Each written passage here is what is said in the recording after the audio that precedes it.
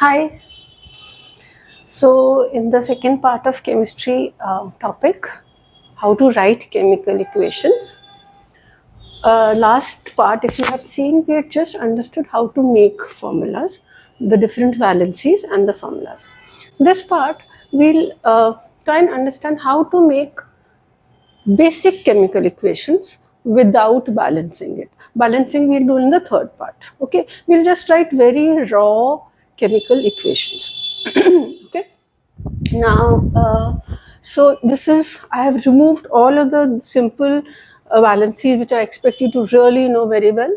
Still, I have written a few positive and negative valencies, which still I understand you will take some time to remember. So I've written these reference valencies. Now, another concept in valencies which I did not cover last time was variable. I had written, if you remember, copper has two types of valencies. Either it can have +1 or +2. Iron can have two types of valencies. It can have +2 or +3. Now in chemistry, to specify कि हम कौन सी valency use कर रहे हैं, क्या use कर रहे हैं, एक टर्म होती है अस, एक टर्म होती है इक. ये बहुत इंपॉर्टेंट है. अस, इक. अस हमेशा छोटी वाली वैलेंसी को बोला जाता है. The smaller valency is called us. For example, if I take copper, it has two types of valencies, +1, +2. छोटी वाली कौन सी हुई? +1 छोटी वाली हुई. 2 से तो छोटी है. तो अगर कॉपर +1 होगा, अगर copper is using one valency, +1 valency, it will be called cuprous. छोटी वाली valency will be called us. See this, us, cuprous. But if it uses the higher valency, ये देखो इसकी बड़ी वाली valency ये है. If it uses the higher valency, it will be called what? It will be called cupric. So छोटी वाली valency को अस बोला जाता है और बड़ी वाली valency को इक बोला जाता है. So copper +1 is cuprous, copper +2 is cupric. Now similarly, we saw that iron has two kinds of valencies, +2 and +3. Okay, so if it is +2, the smaller valency, we'll call it ferrous compounds. If it is +3, Fe+3, it's the higher valency, we'll call it a ferric compound. Ferric oxide, ferric sulfate, here you will call it cuprous oxide, cuprous chloride, whatever. Whatever the second part is not important. The first part you'll call it as us or ik, depending on the lower and higher valency of that particular element. ये नहीं कि 1 हमेशा अस हो जाएगा, नहीं, इसमें 1 है ही नहीं, तो 2 इसका अस होएगा, 2 इसका फेरस होएगा, इसमें 2 क्यूप्रिक होगा क्योंकि 2 इसकी हायर है. तो उसी एलिमेंट की छोटी और बड़ी वैलेंसीज को अस और इक बोलते हैं. Okay. Now some important things, very simple, I know quickly. अगर लिखा है क्वेश्चन में बर्न्स, तो उसका सिंपल मतलब है, अगर उन्होंने क्लियरली नहीं बोला है, बर्न्स का मतलब आप उसको रिएक्शन विद ऑक्सीजन कराओगे. कुछ भी लिखा हो, coal burns, coal burns, methane burns, anything burns, कुछ भी जल रहा है, anything burns means you have to make it react with oxygen. Similarly अगर लिखा हो heated in air, still it means reaction with oxygen. इनमें से कोई भी फ्रेज यूज हो, आपको अपने आप गेस करना है, that means reaction with oxygen. They will not से रिएक्ट विद ऑक्सीजन, इनमें से कोई वर्ड यूज कर देंगे. ओके.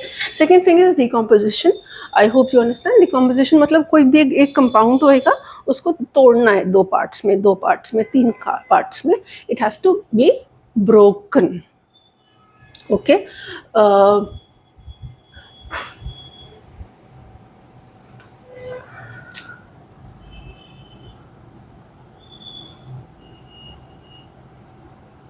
Okay.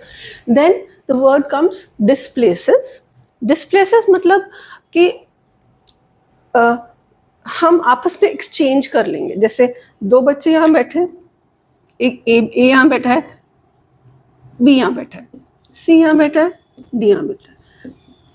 डिस्प्लेसेस मतलब एक्सचेंज ऑफ सीट्स, ये प्रॉब्ली यहाँ पे जाके बैठ जाएगा, ये प्रॉब्ली यहाँ पे जाके मतलब ये वाला यहाँ पे जाके बैठ जाएगा, तो आपस में एक्सचेंज कर लेते हैं seats, that is called displacement. एक तो ये टाइप का डिस्प्लेसमेंट हो सकता है कि two people are sitting here, two people are sitting here and they just exchange their seats. एक दूसरे टाइप का डिस्प्लेसमेंट हो सकता है कि एक जगह तो दो लोग बैठे और एक जगह अकेला बेचारा कोई बैठा है, तो इसमें क्या होगा, ये बस जाके यहाँ पे बैठ जाएगा। So probably B is left alone and A and C they sit together. So this is also कि A displace हो गया है, अपनी जगह से shift हो गया है, so it is like exchanging or shifting. Alright, okay. So light, अगर कहीं भी वर्ड यूज हुआ है कि लाइट यूज हो रही है, तो जो एरो होता है इक्वेशन के ऊपर, आपके ऊपर वो एरो के ऊपर you have to use this sun का सिंबल, दैट इंडिकेट्स कि लाइट यूज हो रही है रिएक्शन में। Hope this simple phrases are clear before writing the equation. Now I've taken a sample small equation already. Now please remember, it's not a correct equation what I'm writing. I'm just telling you how to translate English into basic chemistry. Maybe it is not correct, it is not balanced, it is not correct, but थोड़ा थोड़ा step wise एक एक step चलेंगे, how to convert English reaction into a chemical reaction using symbols. Okay, so let's start. Ferrous sulphate, सबसे पहले important बात तो आ गई फेरस सल्फेट। अब इसको हमें रफ में कुछ कैलकुलेट करना पड़ेगा, फेरस सल्फेट होता क्या है। फेरस का मतलब हो गया Fe का छोटा वाला वैलेंसी, तो 2+ है, right. Sulphate, if you remember, sulphate is SO4, SO4 की भी वैलेंसी 2- है। अब इन दोनों का LCM सेम है, मतलब they are the same numbers, so we don't need any other thing, we just join them together and ferrous sulfate becomes FeSO4। एक बार हम यहाँ पे फेरस सल्फेट क्योंकि लिखा है, हम FeSO4 तो लिख देते हैं। Okay, crystals doesn't matter, they are heated and they decompose, heat, oh I forgot to write, अगर heated word लिखा है that means you have to use the symbol of a triangle. इसमें I will, on the arrow I will make a triangle, this stands for the word heated, the triangle stands for the words it's heated and decomposes मतलब it will break, so let's break it. Breaks into what? Ferric oxide, is it? Ferrous oxide, it breaks into ferrous oxide. अब ferrous oxide हमें ढूंढना पड़ेगा क्या होता है। ferrous oxide क्या होता है? ferrous मतलब छोटी वाली वैलेंसी, ऑक्साइड मतलब ऑक्सीजन की वैलेंसी, तो यही होती है। Now again there is no problem, दोनों 2-2 हैं, so you will get,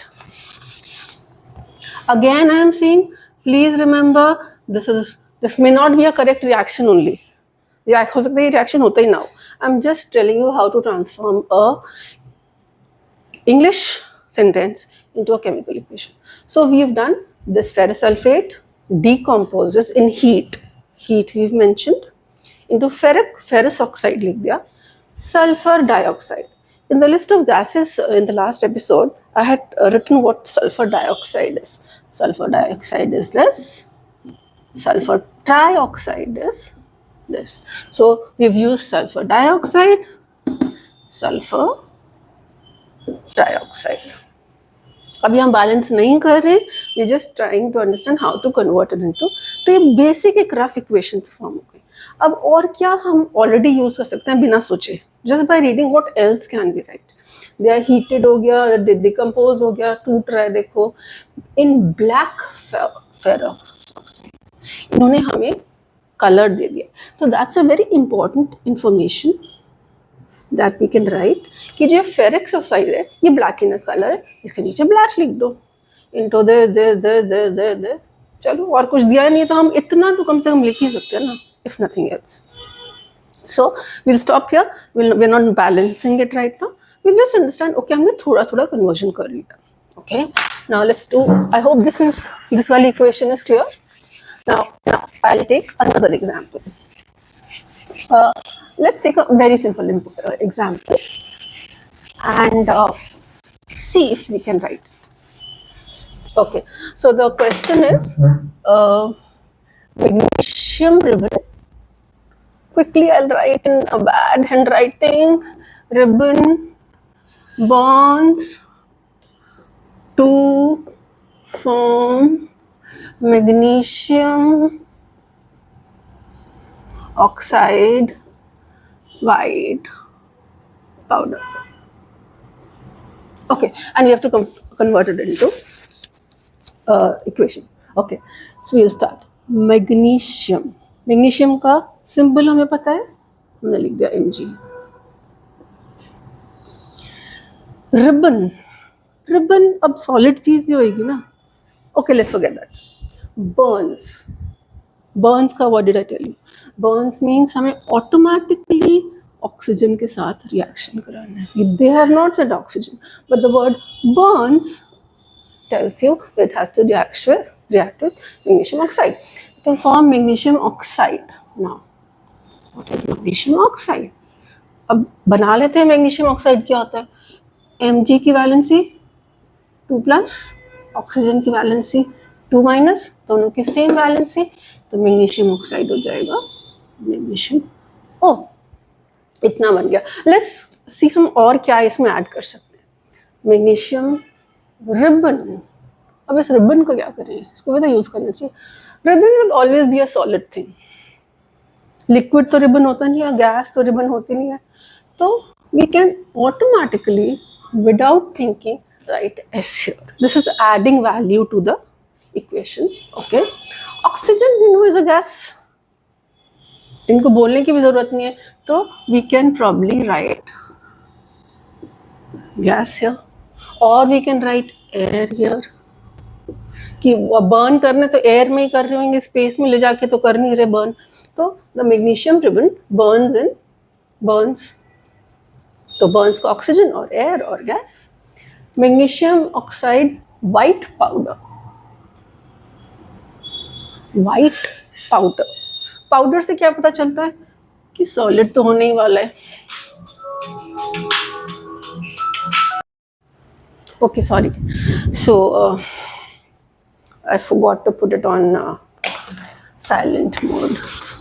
So we were discussing white powder. Powder तो अब solid ही होएगा. Solid लिख दो. White इसके नीचे color लिख दो.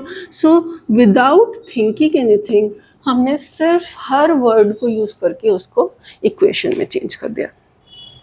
Okay, let's take one more example.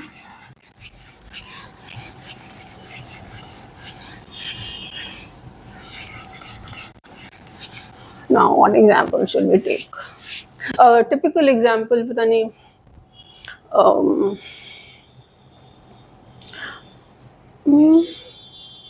Okay, I'm just thinking of an example.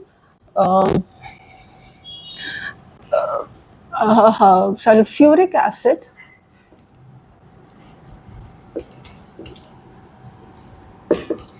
reacts with sodium hydroxide solution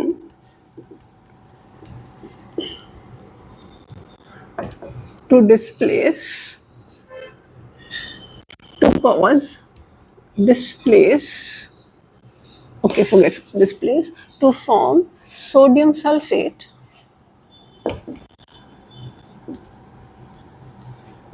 and water. Okay.